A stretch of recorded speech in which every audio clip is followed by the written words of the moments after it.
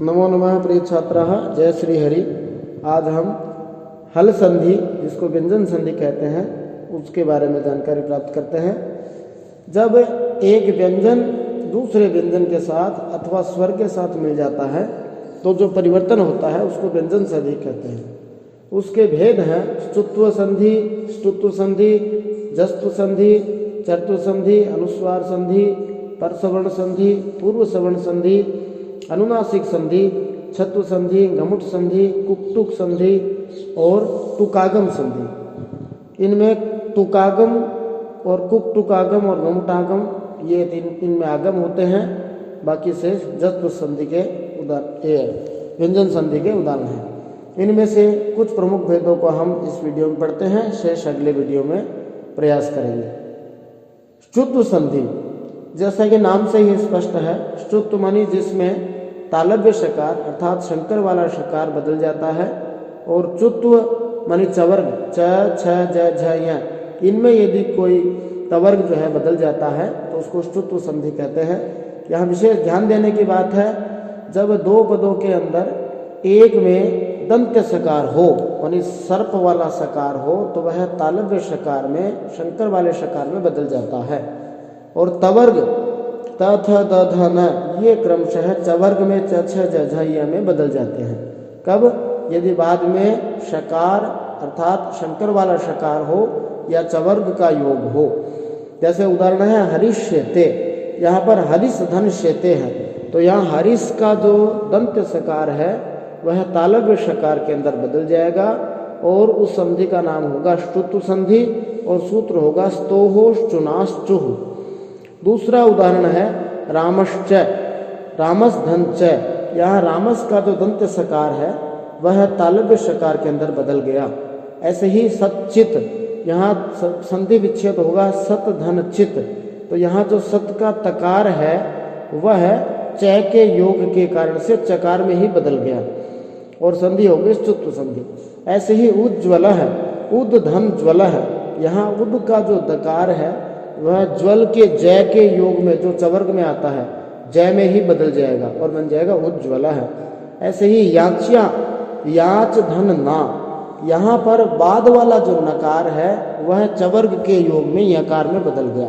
तो इस संधि में ये एक विशेष बात है कि पहला वर्ण और बाद वाला वर्ण दोनों में से कोई भी यदि शकार और चवर्ग के योग में आएगा तो वह शकार और चवर्ग में बदल जाता है। दूसरी संधि है ष्टुत्व संधि। ष्टुत्व संधि में भी जैसे नाम से स्पष्ट है, श मनी मूर्धन्य शकार में बदल जाता है और तुत्व मनी तवर्ग के अंदर ट ठ ड ढ ण के अंदर बदल जाता है।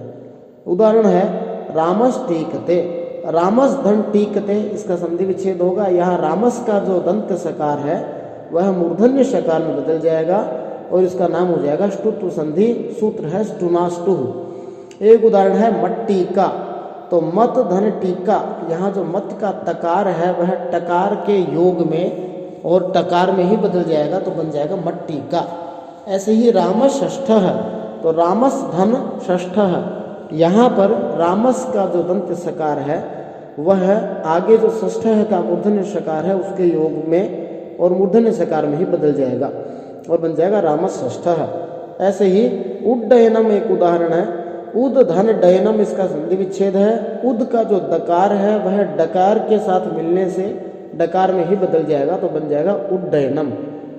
कृष्ण है, कृष्ण धन न, यहाँ पर कृष्ण का जो अंतिम नकार है वह मूर्धन्य सकार के योग में नकार में बदल जाएगा। तो इसमें भी वही नियम है जो ष्टुत्व संधि में है, न बाद में होने के कारण भी बदल गया। इनका योग आगे और पीछे दोनों शब्दों में हो सकता है, दो पदों के अंदर किसी में भी हो सकता है। तीसरी संधि है जस्तु संधि। जस का अर्थ होता है ज ब ग ड द, मानी प्रत्येक वर्ग का और तीसरे अक्षर में बदल जाता है। इसमें खास बात है कि झल वर्गों, झल का अर्थ हो गया वर्गों का पहला, दूसरा, तीसरा, चौथा वर्ण और तीनों शकार श स स और है, ये जश में बदल जाते हैं। जश का अर्थ हो गया प्रत्येक वर्ग का, उसी वर्ग का तीसरा वर्ण, ज ब ग ड द, इस प्रकार से इसको जश कहते हैं, जैसा पाणिनि जी ने प्रत्याहारों में कहा है। पाणिनीय सूत्रों के अंदर। कब होता है? जब बाद में झस परे हो। झस का अर्थ हो गया वर्ग का तीसरा और चौथा वर्ण हो, अथवा कोई स्वर हो, अथवा तीसरा चौथा पांचवा वर्ण भी हो, और ह य व र ल इनमें से भी यदि कोई परे हो तो भी जो है वर्ग का पहला, दूसरा, तीसरा, चौथा और तीनों सकार और हकार वो क्रमशः ज ब ग ड द में बदल जाते हैं। झल का अर्थ हुआ जस में यदि झस अर्थात स्वर और ह य व र ल परे हो तो।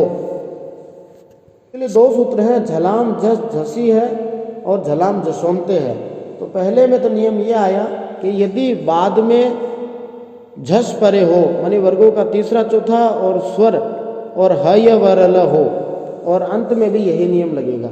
विशेष पहचान है यदि किसी सार्थक पदों के योग में बीच के अंदर ज ब ग ड द इनमें से कोई हो तो वहां पर जस्त्व संधि पहचाननी चाहिए, माननी चाहिए। जस्त्व संधि का उदाहरण है जगदीश है, जहां पर बीच में दकार आ रहा है। जगत धन ईश है तो जगत का जो तकार है वह दकार में बदल गया, क्योंकि बाद में ईकार जो है वो स्वर बाद में है, और इसका नाम हो गया जस्त्व संधि। सूत्र इसमें लगेगा झलाम जस झसी। और दूसरा उदाहरण है दिगंबरः। यहाँ पर ग बीच के अंदर आ रहा है जो तीसरा वर्ण है, और इसका संधि विच्छेद होगा दिक धन अंबरः। और यहाँ पर दिक का जो ककार है वह स्वर के बाद में योग में गकार में बदल गया तीसरे वर्ण में, उसी वर्ग का तीसरा क ख ग बन गया दिगंबरः। अगला उदाहरण है षडाननः। षडाननः के अंदर बीच में डकार आ रहा है जो तीसरा वर्ण है ट ठ ड, तो षट धन आनंद संधि विच्छेद होगा। यहाँ पर षट का जो टकार है वह बाद में स्वर के योग में और ड के अंदर बदल गया और बन गया षडाननः। ट ठ ड ये तीसरा वर्ण में बदल गया। दिग्गजः, यहाँ पर गकार दिखाई दे रहा है स्पष्ट रूप से जो जस्त्व संधि को बता रहा है। दिक धन गजः ये इसका संधि विच्छेद होगा। यहाँ पर बाद में तीसरा वर्ण आ रहा है, झस आ रहा है, इसलिए यह क ग के अंदर बदल गया और बन गया दिग्गजः। और सुबंत है उदाहरण है सुप धन अंतः। यहाँ पर बै दिखाई दे रहा है स्पष्ट रूप से जो जस्त्व संधि को बता रहा है। पकार बाद में स्वर के योग में बै में बदल जाएगा तो बन गया सुबंत है। आजादी ही एक उदाहरण है जिसमें अच धन आदि संधि विच्छेद होगा, च जय के अंदर बदल जाएगा स्वर के योग में। अगली संधि है जिसका नाम है चर्त्व संधि। चर्त्व संधि में जो वर्ग का प्रथम वर्ण है उसमें परिवर्तन वो बदल उस रूप में आ जाता है। कब होता है? झल माने उसी वर्ग के पहला, दूसरा, तीसरा, चौथा वर्ण हो तो वह प्रथम वर्ण के अंदर बदल जाता है। यदि आगे पहला, दूसरा अथवा श हो तो। जैसे उदाहरण है सत्कारः, इसका संधि विच्छेद होगा सद धन कारः। तो यहाँ पर सद का जो दकार है वह बाद के अंदर पहला, दूसरा और श है की कंडीशन पूरी कर रहा है, इसलिए कै पूरा उसमें आ रहा है, इसलिए दकार है वह तकार के अंदर बदल गया और बन गया सत्कारः। इस संधि का नाम है चर्त्व संधि और सूत्र है खरीच। दूसरा उदाहरण है उत्पन्न है। यहाँ पर उद धन पन्न है, ये इसका संधि विच्छेद होगा। तो उद का जो दकार है वह पै जो कि वर्ग का पहला वर्ण है वो बाद में आ रहा है, इस कारण से दकार तकार में बदल जाएगा और बन गया उत्पन्न है। एक उदाहरण है युयुध सबह, संधि विच्छेद होगा युयुध धन सबह। यहाँ युयुध का जो धकार है वह तकार के अंदर बदल गया, बाद में से आ रहा है इसलिए। ऐसे उदाहरण ककुब प्रांत है, संधि विच्छेद होगा ककुब धन प्रांत है। यहाँ ककुब का जो भकार है वह वर्ग का पहला वर्ण बाद में आ रहा है, इसलिए पकार में ही बदल गया, बन गया ककुब प्रांत है। ऐसे एक उदाहरण है संपद समय है, संपद धन समय है, संधि विच्छेद होगा। संपद का जो दकार है वह स के योग में तकार में बदल गया। इस प्रकार चतुर्थ संधि में एक संधि है अनुस्वार संधि। अनुस्वार जो एक बिंदु लगाया जाता है उसको अनुस्वार कहते हैं, और उसमें उदाहरण है हरिम वंदे। यहाँ हरिम धन वंदे, जब हरिम स्वतंत्र रूप से यदि है तो अंत में यदि आ रहा है तो आधा मैं का प्रयोग करते हैं, और इसके बाद में व्यंजन मिल गया इसलिए यह है अनुस्वार के अंदर बदल गया और बन गया हरिम वंदे। तो मैं जो है वो अनुस्वार के रूप में, बिंदी के रूप में ऊपर आ गया और उसको अनुस्वार संधि कहते हैं। सूत्र है मौनुस्वार है। ऐसे ही सत्यम वद, यहाँ सत्यम का जो मकार है वह वद व्यंजन होने के कारण से, बाद में व्यंजन होने के कारण से अनुस्वार में बदल गया। रामम पश्य, यहाँ पर रामम धन पश्य, यहाँ जो मकार है वह अनुस्वार में बदल गया।